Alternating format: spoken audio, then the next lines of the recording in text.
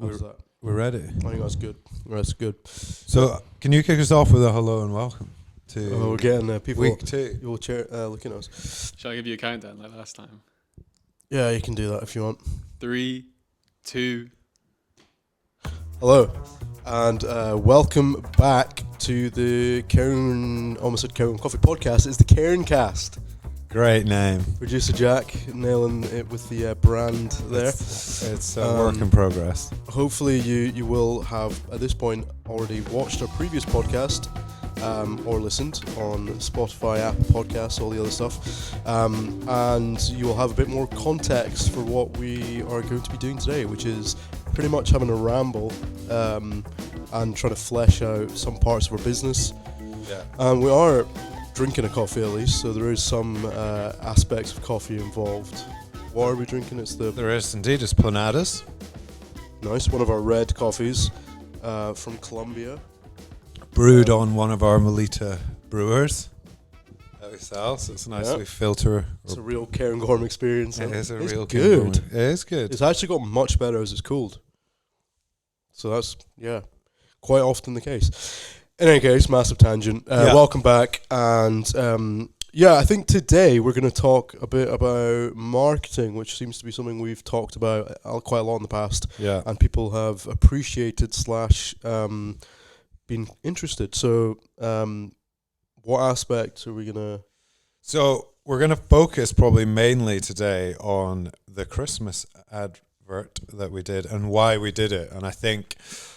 obviously that was a massive part of the end of last year for us, was building up to that. A lot of prep goes into that kind of stuff. So we wanted to chat a little bit about why we did it, and then also what were some of the outcomes of that. Probably just explain a little bit to people what kind of effort goes into making a Christmas advert. So it's a bit, I guess, focused today on a very specific part of our marketing. Marketing for us is huge. We do lots and lots of marketing. It's probably the most... curated bit of marketing we have done though, so it's quite a good benchmark to look at, and to kind of, I suppose, give the listeners / viewers an idea of like what goes into in the background to actually make that piece of marketing come to life, I suppose. 100%. And obviously today I think I'll be asking you some questions, because Christmas advert was very, very much Robi's idea, something that I think you've wanted to do for ages. So we're going to dive a little bit deeper into that. But first, I'm going to start off with some stats. I love a stat. Okay. So on YouTube, it's had 44,000 views, 199 likes. If one person can please like that to get us up to 200, that would be fantastic. Instagram, it got 118,000 views, 1,500 likes, 150 comments.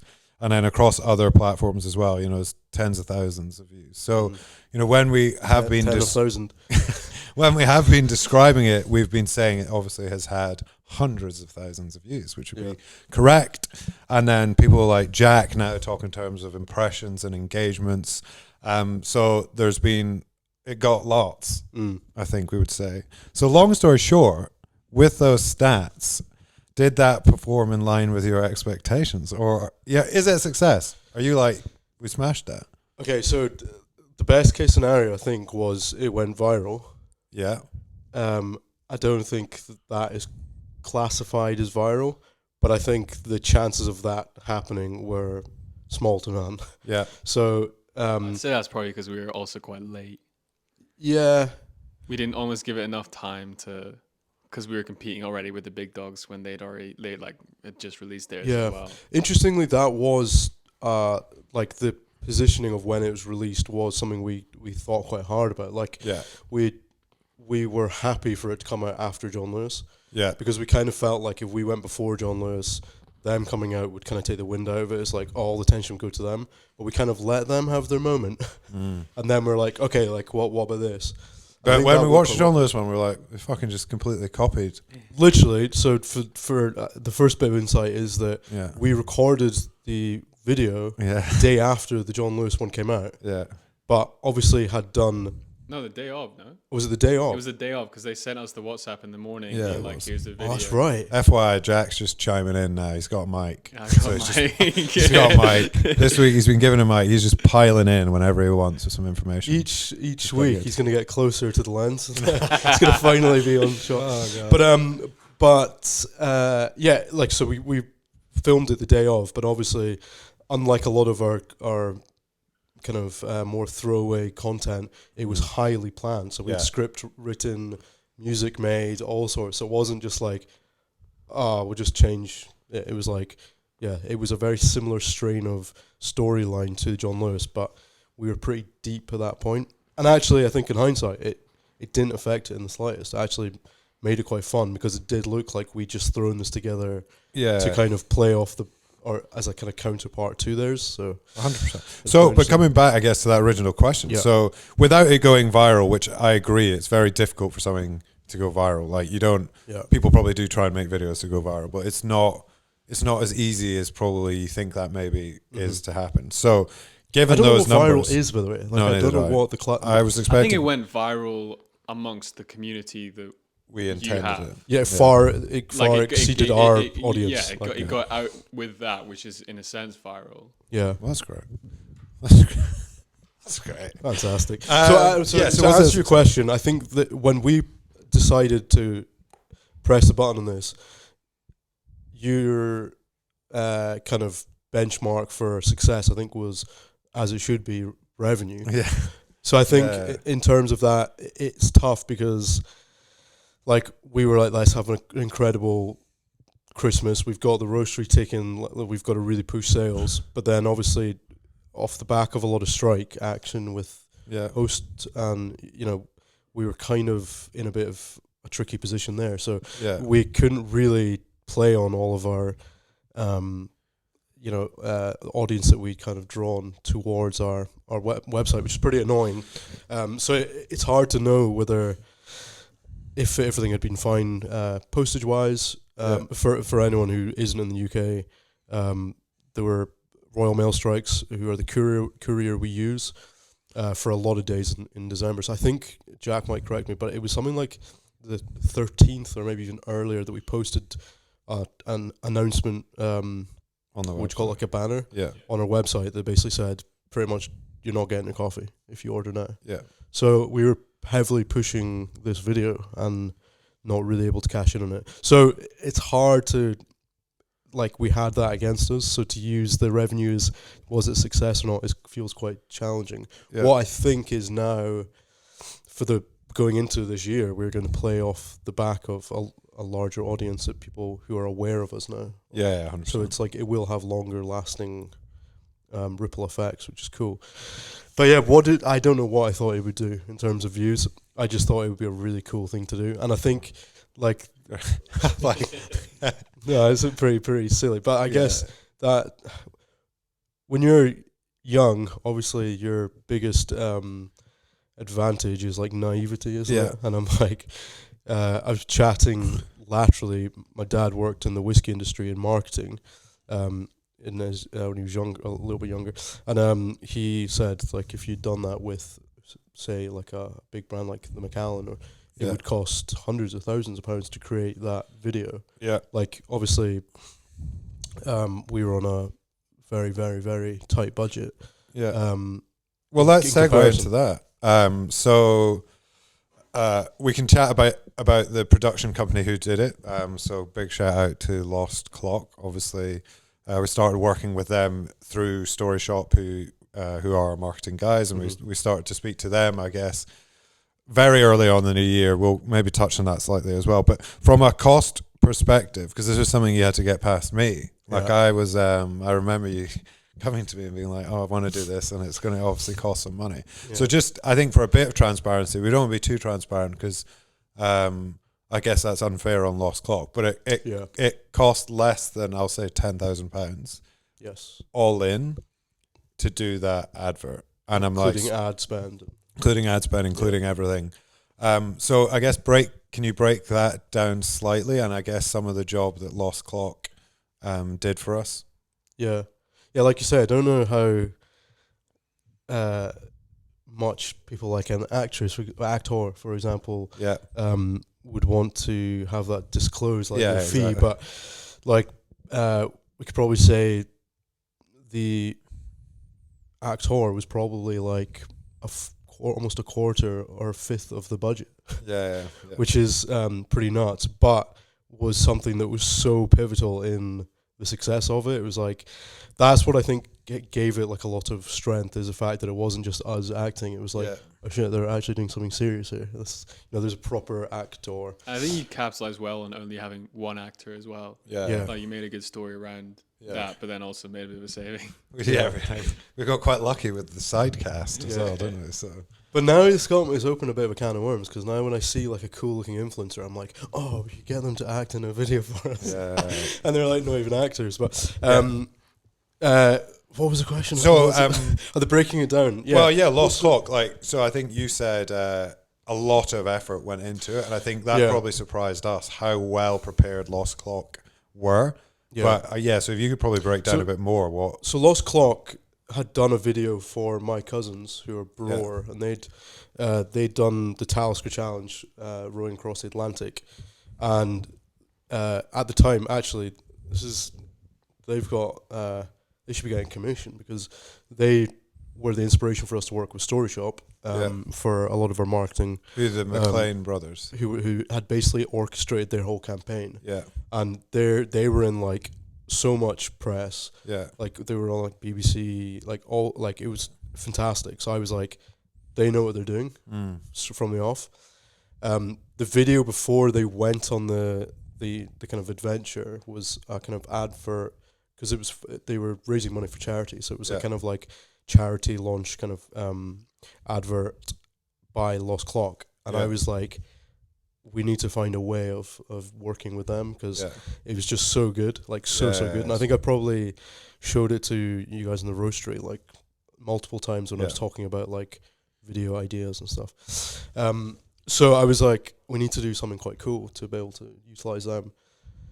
But I think the flip side, and I think this is, the case for all small businesses, is like you want to utilize your friends, you want to utilize not in a horrible way, not like kind of extorting them, but we were fortunate that I think Lost Clock were quite keen to work with us, because there was a connection there, and they liked what we were doing. So, they thought it was a fun project as well. So we couldn't quite pay them in coffee beans, though, unfortunately. No, they wanted a bit more than that. But I think they probably did certainly do us a bit of a favor in terms of the output of the advert looked incredible. It did look like a tens of thousands of pound project. And all credit to them for doing that. But the process was extensive. Like they had to do like location scouting. They had to take photos for like storyboarding. They had to do multiple drafts of a script. All for like a minute long advert, which is nuts. And I think people won't realize that there is that amount of detail in it. They had to get auditions for like 5 different actors. I'm like, it's endless. Get makeup artists on. We can maybe talk more about that. But it's like, there's a huge amount that they did that probably people don't realize, which is pretty mad. I think that's probably where I come from, that sort of background more, where you don't realize probably all the effort that is going to go into something like that. And obviously from a cost point of view, I'm always, as an accountant background, reluctant to spend money. And I think I struggle to see sometimes how the money is spent. But for that, you could really see so much planning went into it. I really do think we got massive value for money out of that, considering what was produced, essentially. Yeah. And I think it was part of our strategy almost to think beyond just the advert. It was like, are there ways that we can make that money go further? Like, a part of our strategy was always that we would then, try and pitch it in a way that it was like a small business taking on John Lewis. And we would try and then from that get PR, get into newspapers to try and really, make that money go further for the bit of content. But I think like in a larger sense, there's other aspects where we will get value. Like I think every Christmas now, like certainly the next one, there will be an anticipation for like, are we going to do something? And that gets people thinking about us as a coffee brand at Christmas, which is highly valuable. You know, I think that will in the long run really help us, but I suppose it puts pressure on us to do it again. 100%. The conversation will come round quickly. Yeah, for sure. I just want to segue back then to, you kind of briefly touched on it there. Why did we do a Christmas ad? So obviously we've talked about was it a success or not, and obviously the amount of effort that went into it. But why did you want to do a Christmas ad so badly? I think it's just the pinnacle of content, isn't it? Like the John Lewis Christmas ad is something that people generally look like forward to. Super Bowl advert type thing. Yeah.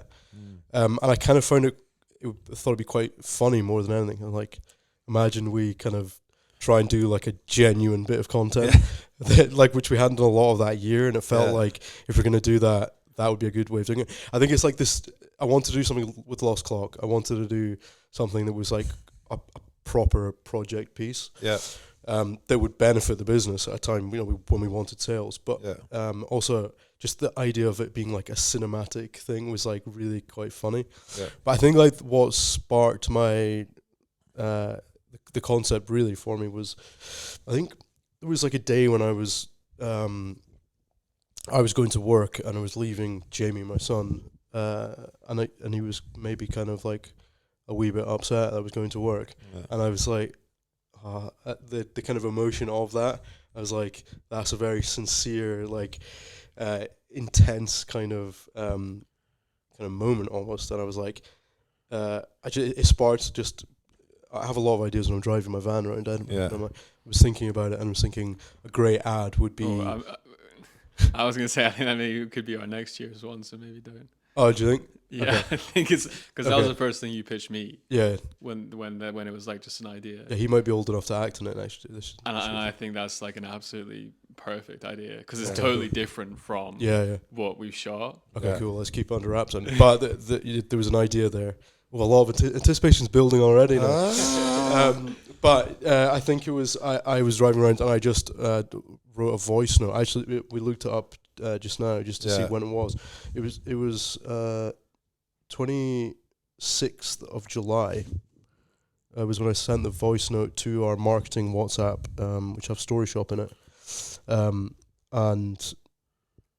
Jamie replied up there with the best briefs of all time. Yeah. So I think it's important that you like, I do a lot of these like idea. Yeah. I kind of band around a lot of concepts, and very little of them come to fruition. But it takes energy from a lot of people, and I think that this was a perfect example of that. It's like they were like, let's do this, and they kind of picked up on the kind of concept really well and brought a lot of energy to that project. So I think that's. But yeah, 26th of July, that's mad. Yeah, started very early. So and then 6 months. So do you think as a result of this, are more small businesses going to be taking on Christmas adverts this year, do you think? I was kind of surprised that I don't know why, but I just thought, we're going to do this and then there's going to be loads of other people doing it. But there wasn't, and I am quite surprised there isn't more, because people love a Christmas ad. Yeah. And I think they go on YouTube and look up Christmas ads all the time. Yeah. And I think, it's, I generally think there will be probably more, for sure. So my barber, Paul, he said he goes on at Christmas, and he came across ours just because he was Googling genuinely Christmas ads. That's mad, isn't it? Popped up on YouTube. Yeah. Shout out to Paul. Great barber. Best fades in Southbridge. Not at the moment. So overall, I guess, because I think we can now probably develop this into more of a marketing chat, given, I think we've discussed a lot, the video content is a huge part of what we're going to do going forward, things like this. And obviously, like you've said, video ad essentially is the pinnacle of that. But underneath all of that, then, if we just did that and then never did anything again, people would forget who Cairngorm are pretty quickly, I guess. So, and that's the case with this podcast as well. It's like we've when I brought this like firm idea, like we need to just do this properly. It's like, I think it's like a 3 month kind of commitment almost, and I think it's the same with everything. Like you say, it's like you can't just drop something and then disappear off the face of the earth. Yeah. That would then be a waste of money, I think. Well, so my question, I guess, then that comes out of that is, so what's the point, I guess? So the same with the Christmas ad, which... I feel like you said that quite a lot in this process. When you were doing the Christmas but I ad. think it's I guess a better way, and I always quiz Kat, my partner, and I do the same to you, is ask, my boss used to do it to me all the time, why? So and then I would give an answer, and then he'd be like, why? And he would keep going until you get to the bottom. So, you know, what's the point of the Christmas ad? And then I guess what is the point going forward of doing video content? Okay, so why? I mean, the obvious one was to make more sales at Christmas. Yeah. And I think, like, why is that important? Well, we need to make money, so we can make more content. But like, I think it was, we've been quite obsessed on this like brand building journey, and I feel like last year, as we talked in the last episode of the pod, was very much like the journey started at Christmas. Really, we obviously missed the boat with the boxes, but it felt like a perfect way to almost like bookend that kind of first year of like taking brand building seriously. It felt like a really good way to kind of do that, and I don't know. I think like. Why why spend that much money on one bit of content without ever, you know, like there's a lot of stuff that we spend money on which has had like 100 hits. So it is, you know, it was definitely a calculated risk. But I kind of a clear why for me is like to have fun. And I'm like, it's not the answer that maybe you want to hear, but I'm like, you know, I think that's good. The reason I want to run, the reason I want to run a business is to, you know, to be able to do things which I find fun and enjoyable. And I think I've obviously from quite a creative background, I love creating things. And I think the concept of being able to have a proper like video project was sounded fun to me. And hopefully make money as well. I know there's a business we actually talk about quite a lot, who's kind of some inspiration for us when it comes to video content, called Better Beer in Australia. So hopefully we maybe tag them in this. Love to get them. Loves to get some banter with Better Beer. But they very much are down that route. But obviously they've come from an influencer type background, so they understand the power of the videos they make. But their business is basically built off of video content, isn't it? And they've done ads, haven't they? They actually probably are a large part of the inspiration for this ad. That's a good point. Because they've done a few so they are very much like meme fun TikTok-y content.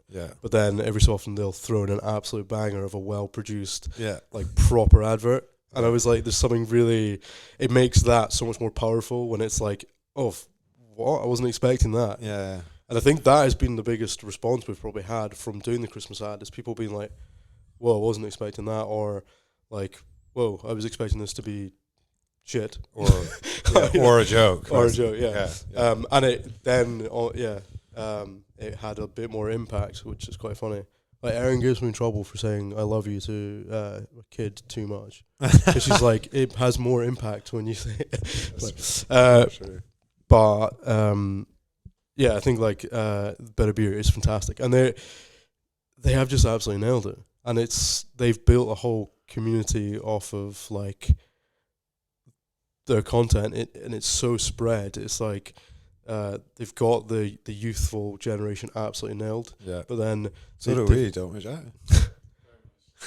But they've done a lot of stuff with like some of the videos which are kind of in like a setting like this, where they've got like a 70-year-old guy where they're like, what advice would you give your younger self? And I'm like, it's quite hard hitting. For sure. And it's a great balance. Well, what's their other kind of thing called? It's like the uninspired underemployed or something like Inspired unemployed, It's great. Yeah, it is great. So great, I don't know the name, but it is great. We chatted about them a lot. I think, and we'll obviously find out from the reaction to this podcast, but this is something we will talk about more, I think, on the pod as we go forward. We did something last year, and we chatted there that marketing is such a big bit for every business now. So I think of all these pods that we do, whenever we're chatting to other business owners, there's going to be elements of all the discussions which cover marketing essentially. Mm-hmm. And obviously we now get a lot of people that reach out to us and are like, oh God, you guys are absolutely smashing it from a marketing point of view, or you're doing a great job. And it's weird, I guess, to hear that. Obviously we do put a lot of effort into it, but maybe sometimes you don't step back to think, you know, is it going as well as you want it to go? I think everyone, like you say, expects to go viral or expects sales to quadruple because you get hit by all these nonsense ads all the time on YouTube, which are telling you like, do this and you'll make £1 million overnight. So I think it's important to realize that all this stuff's very much a slow burn.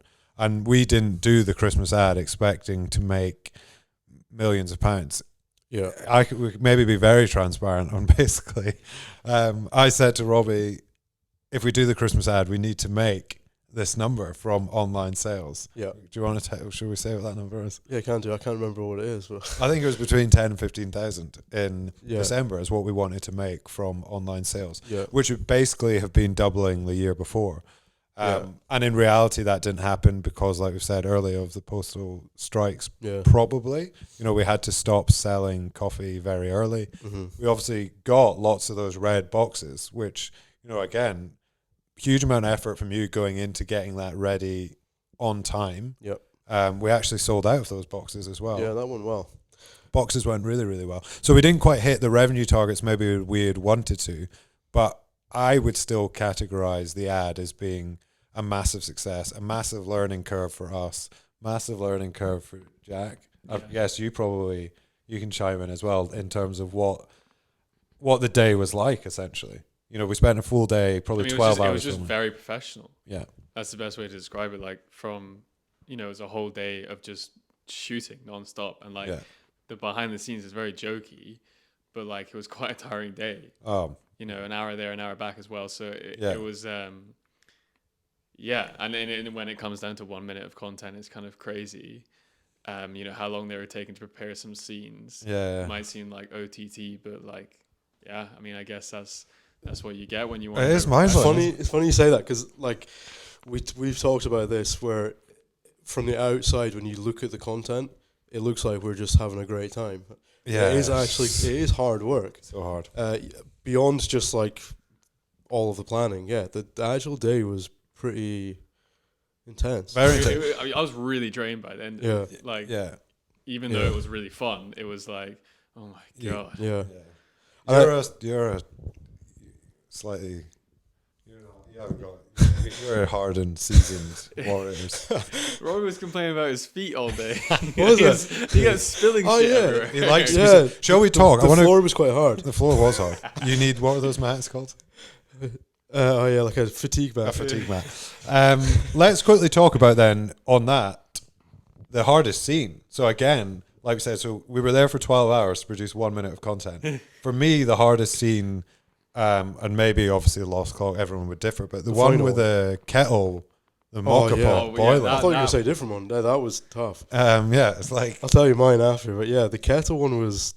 So we had a mocha pot on a stove boiling.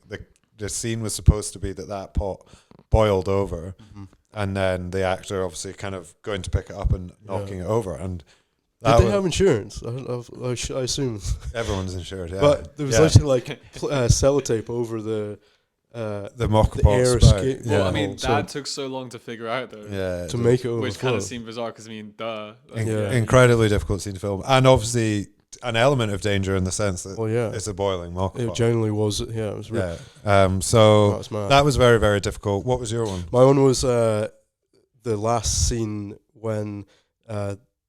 Jamie and Lara were in the room and they had to drink the coffee and look like they liked it.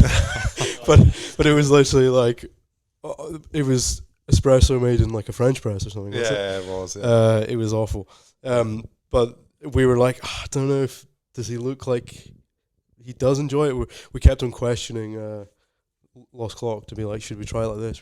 And they were quite good at batting that away and being like, just trust us. But big shout out to Jamie and Lara as well, who are obviously not actors. They did really well for like, if you didn't tell anyone that they were just, actors, they would be like, they absolutely nailed it, I would say. Especially for that close-up shot on Lara, that kind of did her dirty there. Yeah, they did it right. Pulled it really tight. Great. Yeah, and then I think important as well. Not the outdoor scene, but there was a snow machine involved. It started raining. It was a ridiculously windy day. Oh, it was like one of the windiest days. Absolute of the year. gale force winds. So I can't remember the name. Tag him below, but the poor guy standing outside the whole time, basically. Yeah, something. He was great. He was a good lad. Yeah. The kind of thumbnail classic shot of through the window was like that was the first time when I kind of was standing there like, oh my god, we're actually doing something serious here. Yeah. Like it was kind of like sending photos to like my friends and family, being like, we've literally got a snow machine here. Yeah. Like what? And like it was quite mad. Like proper, they'd hire outdoor lighting, and it was. Yeah. Generally going back to there was a makeup artist who was great. Yeah, she was also Stephanie Young, I think. Yes. Wow. It was Steph. She's on TikTok. Yeah, it was Steph. Stephanie. Why would you commit to saying a name that you don't know on a podcast? Well, I got it basically right. So Well, we don't know if you did. Well, It was definitely Steph. let's go. but- Yes. It was like that. So she was there all day. As Yeah, well, she was touching up every scene, touching up makeup. Yeah. I'm like, that again is so funny. But I think one of the reasons that we got away with all of it and we were able to do it was we'd set ourselves a good platform that it made sense for us to do it. And I think it goes back to like, consistency. It's like we were doing videos all year. Yeah. And then if it had been like the first bit of video that we'd done all that year, I don't think it would have been as receptive. It almost would have felt like disingenuous. It was like, okay, I think everyone would agree that it kind of made sense for us. It wasn't like, was out of the blue, but it wasn't like, oh, like what? Yeah. It was like what, as in a sense, it was like, oh, that was higher quality than I was expecting, but it wasn't like, oh, it doesn't make sense for Cairngorm to be doing something like that. Oh, 100%. Which is cool. Yeah, I think like we're saying, it all comes back to we want to do more video content. We're going to keep doing more video content. Yeah. These are obviously all being filmed. They are podcasts, but yeah, they're also available on YouTube to watch as well. Harris just wasn't being filmed for a bit there. Oh no. Do you remember when that red light went off? It's bad. That one's not got a red light on either. Yeah, it does. Yeah, it's filming. Right, That good segue into Chris break. Chris break. What we got today? we spoke to Crispy Creed today, and Not sure if he's 100% he's not. confident about the fact we were talking about him. No, he's not even listened to the podcast yet. But Man, big- no one has. None of your staff are listening to this podcast. Really? Can we get it on loop on the Sonos? It's probably fine. um, That'd be like 25 views already. we are. These are the crisps I was telling you about last week. They're maybe the best crisps ever. The Torres Black Truffle. I've got to be honest. I think the truffle is too intense. I know that's the purpose. I feel like with a dip, it would slap. Like a truffle mayo. No, like an alternate, like what's that? Like kind of pinky one. Terra Sriracha. macerata. Like a male sriracha. That's like a Sriracha. classic crisp dip. Hummus. Hollandaise. No. Wait, how many dips can you name in 5 seconds? 5, 4, 3, 2, 1. That was your 5 seconds.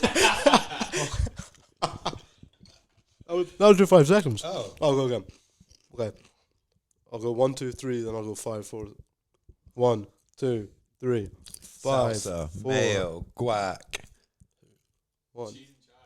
That was 3. What's it? Salsa, mayo, guac. Yeah. Cheese and chives, the worst. Remember when you used to get those like 4-pack and you pulled it? Yeah, they still That's exist. what I'm talking about. That's where the kind of pink one get them is. in the chilled counter. You have all the. Do you think that's Prawn Mary Rose? Like that's is it Thousand Islands? That's it. That's There's what no- I was The trying to- dressing from 1,000 Islands. Is That's what I was Thousand trying Islands to the say. same as prawn Mary Rose sauce? I think it basically is. Just basically just ketchup and mayo. Yeah. But is that incredible. taste, that would go so well with that. That's what I was trying to say. Why is it called 1,000 Islands? It's been made on 1,000 Islands. Don't know. I have to ask the Americans. I think it's American, is it? Who knows? Interesting segue.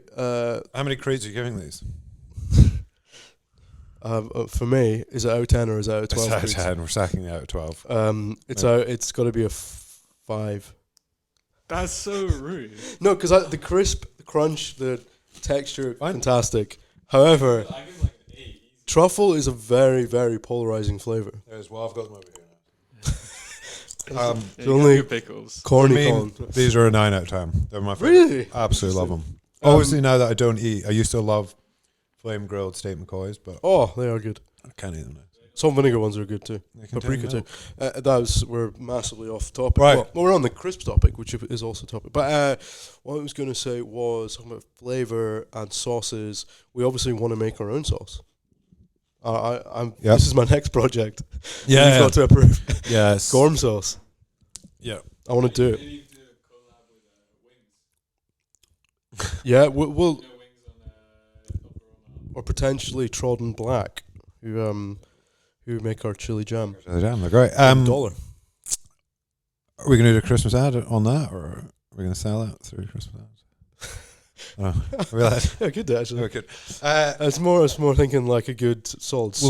Maybe there will be videos about us making our own sauce at some stage, I'm sure. But back to marketing, please. Yes, that was a good crisp break. So I think going forward, I guess, what are the plans? So we have made a rod for our own back. In that we have to continue. We have to do a podcast weekly. We have to do lots of video content. Yeah. And now we have to do a Christmas ad. Are you committed to all of those things? Well, I obviously, we were talking, it's hard work. I love making content. Yeah. I do find it enjoyable because not just from a kind of egotistical, I want to be seen on social media. For me, it's more an opportunity to like flesh out the business. Like I think by doing this podcast as an example, it will help us to understand more about like what are we doing well, what are we not doing well, just by almost regurgitating. Like this is great. We've not done an analysis of did we achieve what we wanted to achieve with the Christmas ad. Yeah. But similarly, like the Christmas ad in itself has made us discover a lot about the business. Like, do people like us? Do 118,000 people? 1,500 of them actually liked it. Yeah. I think like it's opened up a lot of like conversations. Like it's given us an opportunity for like people to speak to us about wholesale. I think like that was a big one. Yeah. But even like being able to get postcards printed with the image of the Christmas ad and be able to have almost like a cross, something that's not just a picture of packaging to use as like a marketing tool. Like we had our own hashtag. For those who care. For those who care. Like, like... Oh, I almost forgot that. Just don't care. I love that you said it like we had our own hashtag, like we owned a hashtag. Yeah, trademark. This is great. Anyone can have a hashtag, right? Just quickly on that, I think important to note as well, we did spend advertising. Like we paid on Google and on Instagram to obviously push the video further. I think that's probably important, again, for other brands watching this. It's hard to get high viewing numbers without giving it a little nudge, I think. So what was the video before the Christmas ad? It was like we had 95 views or something. Yeah. So we're not that and from popular. that we went to 44,000. Yeah. which is nuts. So usually only 95 people watch us. Yeah. I think organically it had a lot more likes though. Yeah. Within like the first 24 hours, it already hit 1,000. Yeah. Yeah. I think that was just lots of people sharing it and Instagram going, "Oh, cool! This is good. We like it." Weirdly, Instagram doesn't give me the metric for shares, but I think there will have been a substantial amount. It should give you the metric for shares. Yeah. It doesn't seem to on my Instagram. You don't trust me? No, we better get that looked into. It should show you shares, saves, likes, impressions. Yeah, it should show you all of them. Yeah, I know it should. That's what I'm saying. It's not. How do I... Interesting. I don't know if we're going to cut this bit or not. Just keep it in. Just keep it rolling. Keep going. View insights. Here we go. There you go. Yeah, but look, shares. Just oh yeah, it's blank. It's like that for all of our videos. Interesting. So that's kind of weird. It is GDPR. Maybe it is. People reached. Yeah, that's impressions. 85,000. Yeah. There you go on IG. Which is interesting. Which, again, confusingly with all these metrics, and this is why I just don't get involved in any of this stuff. So 60,000 views, and people reached 85,000. I've got 118,000 written down here on the reel. It says that, but yeah. But maybe is it Facebook as well? Maybe. Let's just say hundreds of thousands of views. That's what the newspaper said anyway. Hundreds of thousands of impressions. Hundreds of thousands. At least 162,000. Yeah, But probably a lot more. probably a lot more. Yeah. Fascinating. Like, the process was just fascinating. Like, I'd really got a lot of value from it, and I think if I knew how it was going to be, if I knew how it was going to end, everything before we did it, I would still spend that money again. And I think that makes more sense to me. Doesn't necessarily mean it's a success, but I think it means it worked for us. It achieved the goals that you wanted it to achieve, I think. So yeah, I think that's good. And I think we are definitely going to talk more about this. I'm quite looking forward to, hopefully, with some guests maybe in the future, discussing this a lot more, because obviously you're getting a very Cairngorm focused snapshot of what marketing looks like for us. Yeah. We spend a lot of time with other business owners. We talk a lot about this. So I can't wait to have some big names on, discussing hopefully stuff that can add value to the people who listen to this podcast. Because I think we've kind of given what we did and a bit of insight into how we did it. And hopefully that adds value. But again, I think people think there's some sort of secret sauce or there's a button you can press, and you'll get this a lot as well, Jack, where all of a sudden your marketing works. And I think, long story short, you just need to keep cracking on and keep making videos and changing things, seeing if they work, giving stuff a shot. Most annoying thing, and we kind of intimated to it last week in the last episode, but there will be probably, or hopefully there will be a bit of content that we make on like TikTok or something, which is pretty throwaway content, which will exceed the reach of this. Yeah. Without any spend, really. That seems perfectly feasible. Yeah. I think it's a great goal as well. Like, when that TikTok was started getting a bit more attention than usual, I was like, okay, now I want to beat the Christmas ad. Yeah. But not in like a malicious way, just in like a, let's keep it going. Let's step it up. But I suppose then it's important to then think, well, okay, if we're spending this money and that is possible, it's like what is the perceived value? Like, why do it? But this has aligned our brand in a way that a TikTok viral wouldn't. It's like it's I think it's really added a lot of credibility to what we're doing. So pulling back from that, and again, I don't know how long we've been going on for so far here, but 44 minutes. Oh, again. You've got like some kind of like alarm clock. I that do. knows 40. I just am like, it feels like it's been too long already. Yeah. Hannah, our supervisor from Frederick Street and who helps in the roastery now as well, she was asking along the lines of, how do you track as a business the content you're putting out versus the sales it gets? And I think that is something I'm always acutely interested in. And obviously when we chatted about the ad, I said to you, this is the sales I think we need to achieve. And I think for a lot of business owners, for a lot of people, it's really, really tough to tie back money received to content put out. And I think, again, another thing we would just like to stress is for other business owners maybe listening to this, it comes in so many other holistic ways outside of just money getting spent. So like both of us still receive emails now which say, cold emails saying, saw you guys on saw your Christmas ad or saw you did your podcast. You get a lot of those. And I think so many of our wholesale customers as well, they've spotted us through videos that we do. So not everything we do instantly equals a sale that goes through the website or a sale that goes through order space. Mm-hmm. We think our cafes have got busier.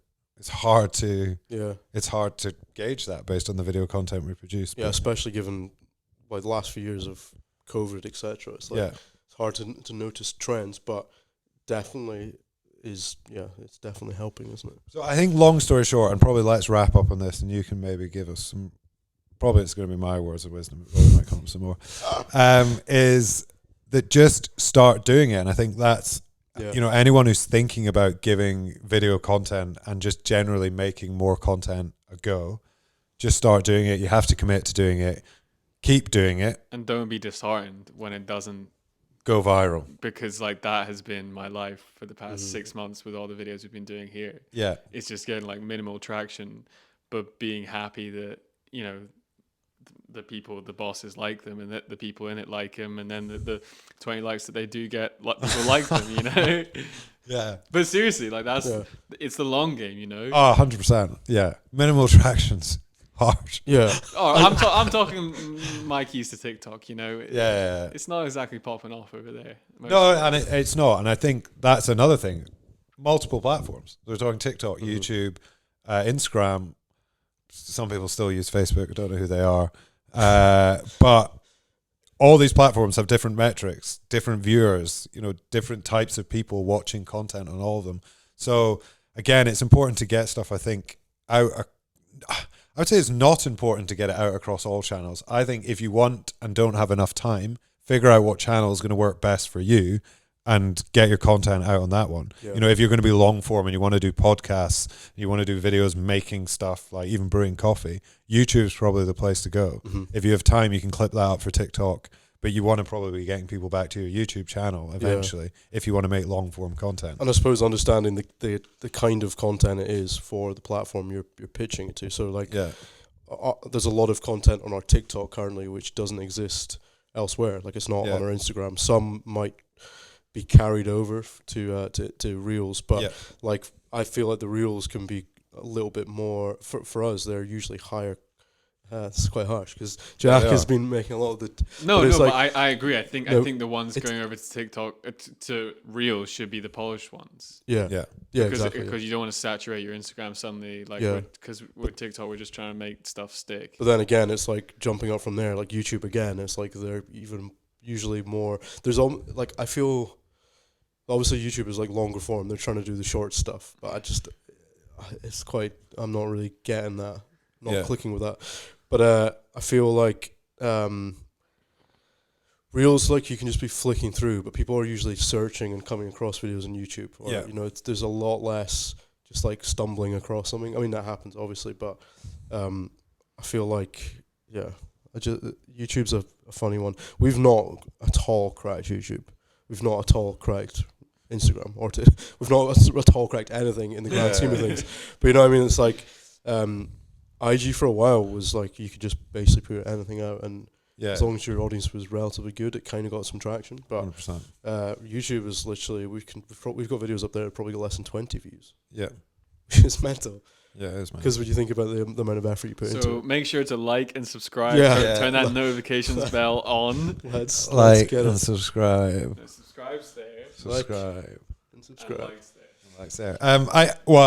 Again, just to wrap up, I think important for people to make their video content, but at the same time be self-aware enough to realize not everything adds value, and it's important. People are not going to watch you unless you're adding value. So, you know, there's obviously be bits of this waffly podcast that don't add value, but hopefully there's some nuggets in it as well that do add value.